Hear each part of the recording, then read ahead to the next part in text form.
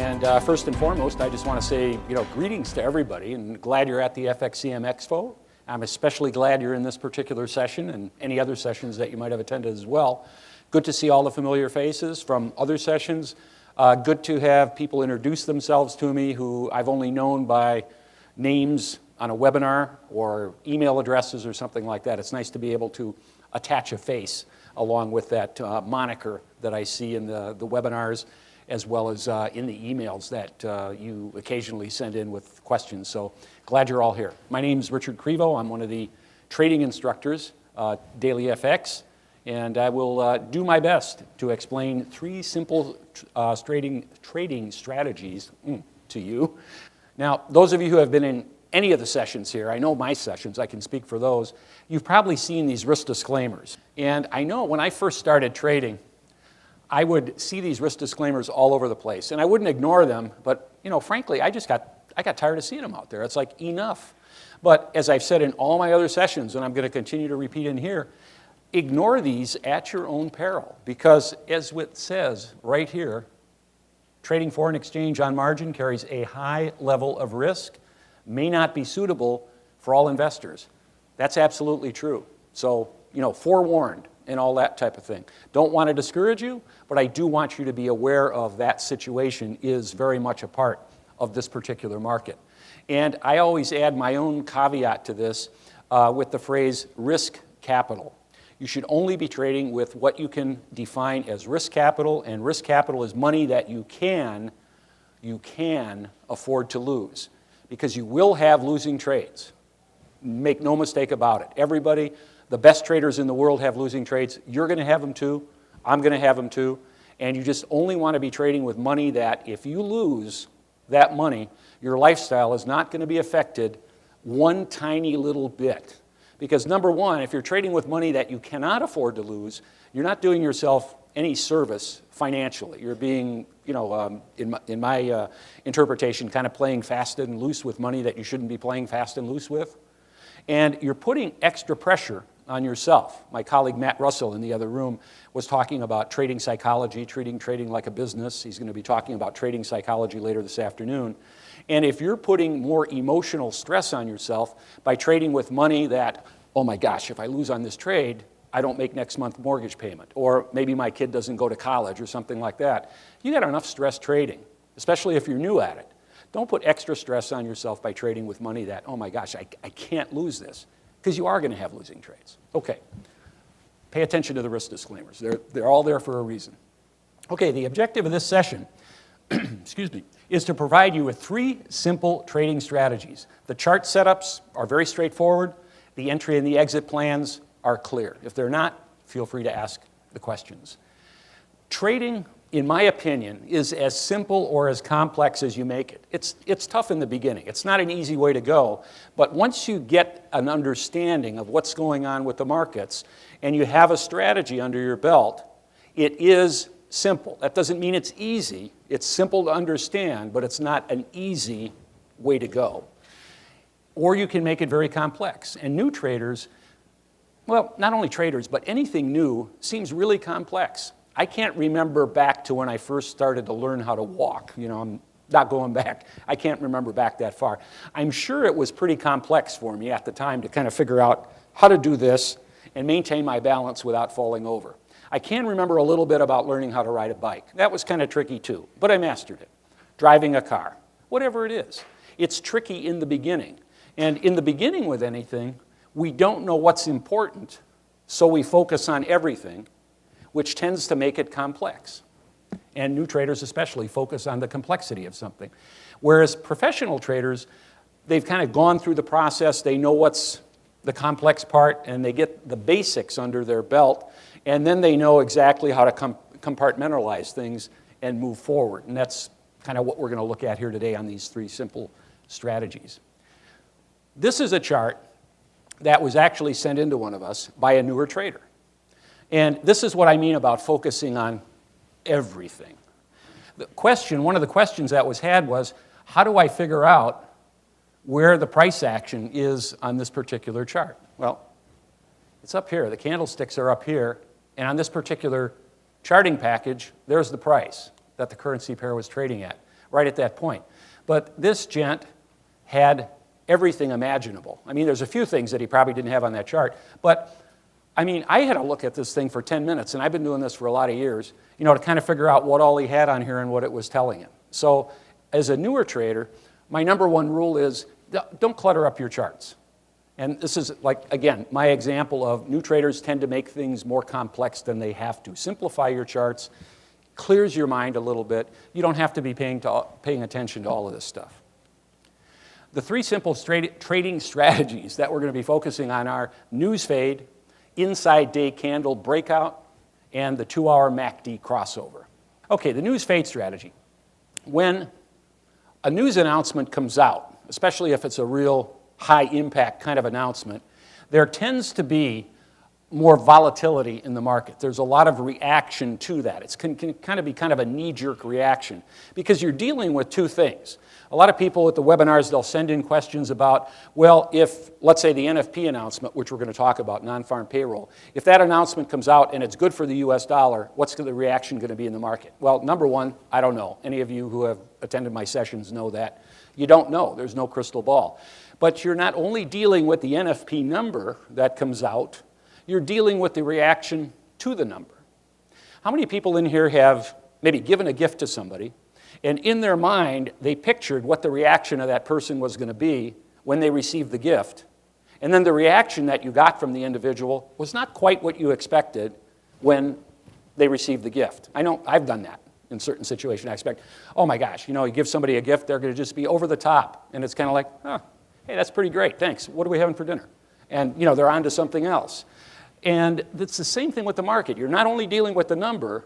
Once the number comes out, it's good or bad, but it's the market's reaction to that number. So you're dealing with two complete variables, which makes a news event a little bit trickier to trade. Now, as far as knowing when these news events are going to come out, what you want to do is you want to go to www.dailyfx.com/calendar, economic calendar. And this is going to give you, for the week, all of the news events, all the financial announcements that are going to come out. Now, what I do is, if you'll notice over here, where it says importance, I filter it down just to the high-impact announcements. Because if I'm going to trade a news fade strategy or a news strategy, I want the announcements to come out that are going to cause some volatility in the market, because that's what I want to be trading in that situation. So you can do that by, when you go to the calendar of events, you see that filter button right up there? Just drop that down and just de-click everything or uncheck everything except high. And this simplifies it. It brings it down to, again, a more manageable number of events that you can check out. And then you know, okay, if I'm trading the British pound, one of the British pound pairs, in this situation, this calendar obviously is dated, but July 26th, back a couple months there, I know that I want to be paying attention to this announcement as it comes out at 8:30 on Tuesday, June 26th, if I want to, or July 26th, if I want to trade that event. And so you can just go down there and you can either make a notation on a legal pad, on, you know, whatever you want to do, an Excel spreadsheet. So I want to be paying attention to these events, and this is the way you can get it. I go to this calendar at the beginning of every week, so I know what's coming out that might impact the pairs that I'm trading. Now, with the news fade strategy, does everybody know what fading a move is? Okay. Fading means going the opposite direction of a move, and we're going to have some charts that'll show you that. But if the initial move was like this, fading the move is going to be going like that. If the initial move was to the upside, fading it is going to be going down. If the initial move was to the downside, you fade a downside move, you're going to be going up. You're going to be buying it. So one of the things about the news fade strategy is little patience and discipline. You don't have to be patient too long. You got to be patient for about 15 minutes. So it's not anything where, oh my gosh, I got to wait months. But wait about 15 to 20 minutes after the news release to see if the market begins to reverse. And sometimes it's going to happen, Sometimes it's not. Like with any strategy, it's not going to work all the time. And you could be sitting there and you could be waiting and you go, man, I've been waiting for this news release. Well, the NFP comes out once a month. I've been waiting for the news release for the NFP for a month, and what do I get? Nothing. It's part of the trading game. Next month is coming too. So you can trade the NFP next month. It's not going to happen all the time. There's two ways on the news fade. One is an aggressive approach, and that's at the open of the fourth candle. I'll show you charts on this. It sounds a little more tricky here than it is once you see the charts. At the open of the fourth candle, enter and place a stop above the previous high or low on the premise that the market will revert to previous levels. The more conservative approach is if and when the market trades through the level at which it was trading before the announcement, a trader can enter a trade in that direction. Let's talk briefly about non-farm payroll before we look at a chart. Everybody familiar with non-farm payroll announcements? And it's certainly okay if you're not. What I'm going to do is I didn't get a lot of hands. Non-farm payroll, the NFP, as it's popularly known, has kind of taken on a life of its own over the last several years. It is the single most volatility-inducing event in the currency trading world on a monthly basis. There's more volatility around that announcement, generally on a regular basis, than there is any other news announcement. And what it does, it's a number that's put out by the Department of Labor, and it measures the number of jobs that were added to the economy during the prior month in all areas except agriculture. And the reason they kind of pair out the agricultural jobs is because a lot of the agricultural jobs tend to be more temporary in nature. And maybe there's somebody that's gathering crops for 3 months in a certain part of the country. So that's not going to be a job that's going to go on for a full 12 months, so it's not going to have as great an impact overall on the economy as somebody that's get hired for a job and they're going to have that job for 12 months or 10 years or whatever it might be. So that's why they filter out the agricultural component. And the NFP is released on the first Friday of every month at 8:30 a.m. Eastern Standard Time by the Department of Labor. And people wait for that number. If any of you have watched like CNBC or Bloomberg or anything like that, I mean, they have a countdown, incoming news, 27 minutes to NFP, NFP in 2 minutes, something like that. It's a big deal when that number comes out. Okay, here's two charts that are somewhat hypothetical in nature, but this is what we're looking for. And what you do, you can see this is a 5-minute chart that we're having here. And right here, we've got the component, a little smidgen of a 5-minute chart here. And this is the candle that we're concentrating on because this, at the bottom of the candle here, is where the Euro-USD currency pair was trading right there where my cursor, or where my little dot is there, prior to the announcement. And then this 5-minute candle, we get this spike up. So the news fade strategy, we wait 15 minutes or 3 5-minute candles, and then we fade the move. So this was the move to the upside, 5, 10, 15, 3 candles. At the open of the fourth candle, we fade the move in the opposite direction. So this is the correction right here. So at the open of the fourth candle, we'd go short the Euro-USD, and our stop would go above the highest point to which the pair moved after the announcement. If it moved the opposite direction, and I'll have a chart showing that, then the stop would go below and we'd go long the pair. But in this situation, the market reacted to the upside. We wait 15 minutes or 3 5-minute candles. At the open of the fourth candle, we go in the opposite direction of the initial move. That's fading the move. Excuse me. And here's on the other chart showing that's the candle where it opened, and this is the candle where we enter the trade at the open of this candle short, and we set our stop right there. Now, that's the aggressive way to trade it. The less aggressive, the more conservative way to trade it is to, again, we wait for the open to occur, and then we don't get in based on the fourth candle, but rather we wait till the price action gets below or right at the level that the market was trading just prior to the announcement.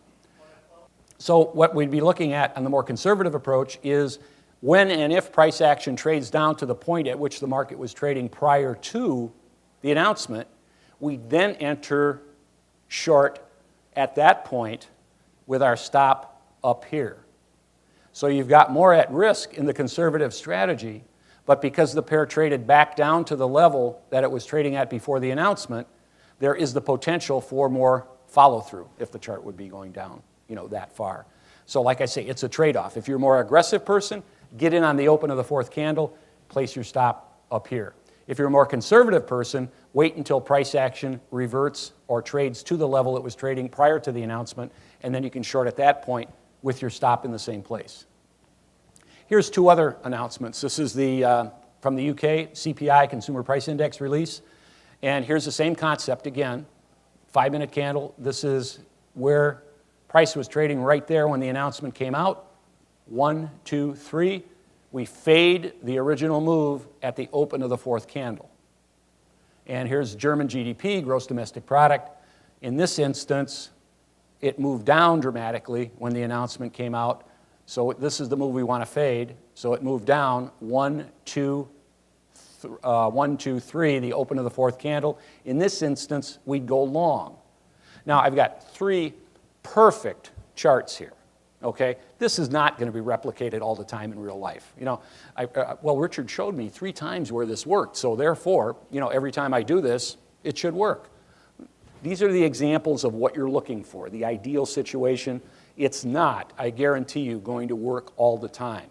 This is the premise that you're looking for. This is the concept. So timing is the critical component of the news fade strategy. Again, wait 15 minutes before entering a trade. And this will be at the open of the fourth 5-minute candle after the news release comes out. And then at the open of the fourth candle, we'll trade in the opposite direction, fade the move of the most recent price action. And this is based on the anticipation that price will revert to previous levels that the pair was trading at prior to the news release. And then set your profit target at the levels the pair traded prior to the news announcement and or at a 1-to-2 risk-reward ratio. And then set the stop just outside of the most recent high-low after the news event took place. Now, before the question comes up, because in here it came up in some other classes, the idea that, let's say the Swiss National Bank, a couple people, when the Swiss National Bank intervened, and instead of the Swiss franc getting strong, it got weaker, all of a sudden somebody said, I didn't see anything about that on the calendar of events. Well, yeah, it's supposed to be a surprise. Interventions, they don't want to let you know. They want to catch you leaning the wrong way, so the Swiss National Bank, in this case, gets the most bang for their buck, their intervention buck. They're not, it's kind of like you putting a sign in front of your house and saying, out there to the world and to any burglars that might be out there, I'm going to be gone the week of such and such through such and such, and the key is under the 3rd rock from the door to the right. Why would you do that? You got nothing to gain by doing that. And the Swiss National Bank has nothing to gain by saying, hey, at 1 a.m. on such and such a date, we're going to intervene and just watch that Swiss franc move. They're not going to do it. So they can do what they want to. It's their money. It's their francs. Just like you can do what you want to with your money, they can do what they want to with theirs. They wanted to intervene and keep the Swiss franc from getting any stronger. So they did. And this is the same situation that you would have on a calendar of events, in that you're not going to have announcements like that on there. But for all intents and purposes, every scheduled news announcement, financial announcement that comes out is going to be on that calendar of events on a regular basis.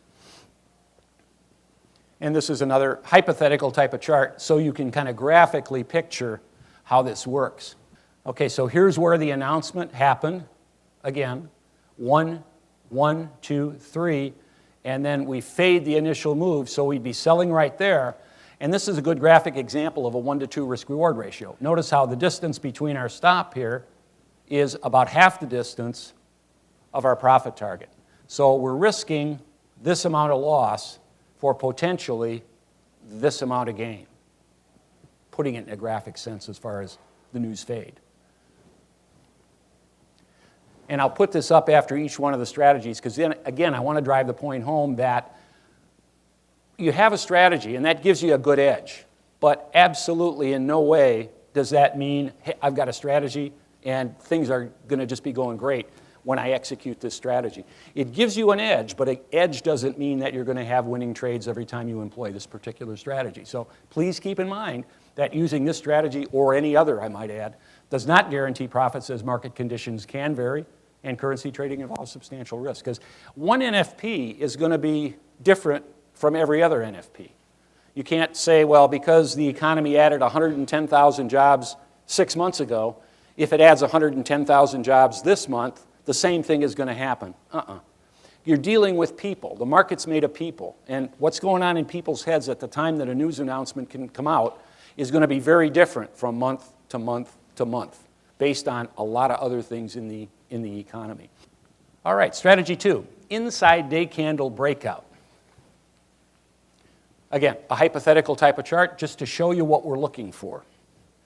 The green candle is a closed daily candle. These are all the trades that took place in whatever this currency pair is over the course of a 24-hour period. This is, let's say, for the sake of argument, today's closed daily candle. And we can see that this daily candle closes inside of that daily candle. This daily candle, body and wick, is completely inside of the high and the low of the previous daily candle. So this is an inside day candle. It's inside the high and the low of the previous day. And like it says, strategy requirements, daily candle stays contained within inside the high and the low of the previous day's candle. That's what it looks like on this hypothetical chart. We'll show you on some real charts in a minute. So what we're looking for here is when you spot one of these inside day candles like this, the idea here, this is a breakout strategy, the idea here is that we would look to buy 1 pip above the previous day's high or sell 1 pip below the previous day's low. So you'd be setting an entry order at the high and at the low. Familiar with entry orders?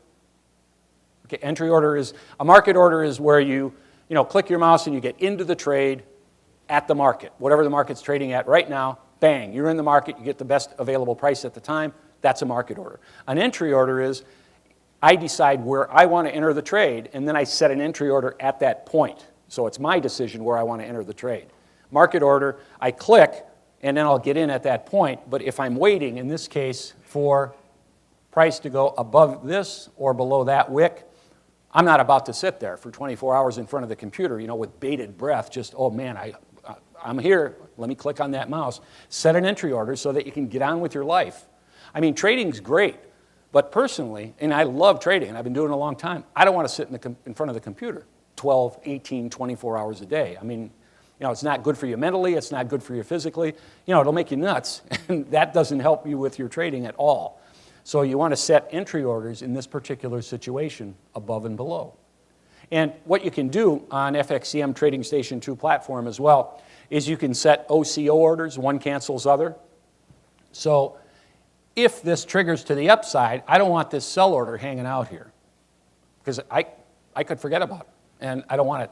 So you can set an OCO order, and when this triggers to the upside, it automatically cancels the other order that you have down here to sell it. And if you want to learn more about doing that, you can go down in the expo hall there and go to the Trading Station 2 booth, and they can show you live how to set an OCO order. It's first time through, you might go, what, like that? But after you do it a few times, it just becomes second nature. This is a setup you're not going to see too often, but if you do see it, it's pretty compelling. First day, we've got an inside day candle here. This candle is an inside day candle to that one and to that one. This is an inside day candle to that one, and that one. If you see that type of setup, again, not a guarantee, but that's pretty compelling when you see that. Now, those of you who are familiar with chart reading and trend lines and things like that, what we're seeing developing here is like a triangle pattern. See how resistance is moving down if I would connect those upper wicks, and support is moving up if I would connect those lower wicks. So essentially what's happening is price action is coiling up like a spring. And you know what happens, if I just had a nice spring up here and I started to push it together, at some point that baby's going to go. And at some point this is going to go too. So what you would do is you'd still use, well, technically you could use any one of these, but these breakouts are going to be pretty small. Like if you set a buy here and a buy there, you'd get in, and if you got a buy position, potentially you get the difference from there when it breaks out, the difference from here to here. Personally, what I would do, being the conservative trader that I am, is I'd still be setting my entries at the top and bottom of that particular wick there. But this is a stronger signal. When multiple candles stay within the high and the low of the previous day's candle, the strategy becomes more reliable when these multiple inside day candles stay within the high and the low of their respective previous day's candles. Here's a couple on a chart. And there's some others on here, but here we go. So this is the first candle that closed, and this is a daily chart. And this candle closed wick, top and bottom, body, top and bottom, inside the previous day's candle. So this is the blue one here, is our inside day candle. It broke out to the upside. See, that's 1 pip above. So at this point, we'd be entered into the trade, and we'd place our stop below that wick. And you can see this worked out quite handsomely. That's going to happen sometimes. That's not going to happen sometimes. But this is the setup that you're looking for. Notice, too, that the trend on this daily chart of the pound USD is to the upside. So me, again, being the conservative trader, I would be looking for the breakouts to the upside here simply because that's more in the direction of the trend. If you don't want to be quite that conservative, you can do it exactly the way we said and set entry orders on either side of that candle. Okay, here's another one where we've got daily chart on the CAD Swiss, and here's our closed candle. Here's our inside day candle. We place an entry order above and an entry order below those wicks. It happens that right here where it took out that upper wick right there, this is where we'd be in the trade. And you can see it took it out and then it retraced, but our stop is way down here, so we're still in the trade. And this is a good example of, again, why when you get in a trade, you want to leave some distance between your stop and your entry, because you want to allow the pair time for that trade to mature a little bit. If you got your stop right on top of your entry, it's more likely than not you're going to get stopped out. So you want to give the pair some room to breathe. Three things to keep in mind about the inside day strategy. It does not set up all that often. I mean, you might see on a daily chart, you might see it maybe 2 or 3 times over the course of a couple weeks. So once you get your eye kind of tuned to looking for that, then they'll kind of jump out at you. But it's not something where, okay, which inside day breakout candle should I trade today? There may be a few, there may be none. Just depends. The example that I use, if you listen to my webinars, and I had a couple of slides showing car accidents. I'm driving to work and I'm paying attention. I'm doing everything right behind the wheel. I'm slowing down, I'm observing all speed limits, everything. Everything is perfect when I'm driving to work. Could I have an accident? Sure. May not be my fault, but some guy coming across an intersection didn't see the light change, and I get T-boned in that situation. I didn't do anything wrong, but hey, I'm still in an accident. It's the same thing here. I can do everything right and still have a losing trade. And I know that's very disconcerting to a lot of newer traders, but that's the trading game, which is why you have to use good money management, because you will have those losing trades. And when you do have them, you don't want to lose more than 5% of your account. That's what we teach anyway. And I know a lot of traders, they'll lever up their accounts, and they'll risk 40, 50, 60, 70% of their account at a time. And then they have a losing trade. And their account goes, from $1,000 to $300 in like that. And they go, what happened? Now that was your fault because you risked way too much, of your trading account. It's better on a daily chart. You could use it, you could have an inside 4-hour breakout. You could have an inside candle 1-hour breakout. But keep in mind that every time you go down a time frame, you're compromising the integrity, if you will, of the information that you're getting. Because, and some of you might be familiar with this already, but with a daily chart, like in that candle right there, that candle has the data from every trade that was made on the CAD Swiss pair in a 24-hour period from 5 p.m. Eastern one time, or one day until 5 p.m. Eastern the next day. That's 24 hours worth of trading data in there. That's a lot of data in that one candle. Now, if you go down to, and you use it on a 4-hour chart, each candle in a 4-hour chart has 1/6, 6 times 4 is 24, 1/6 the amount of data.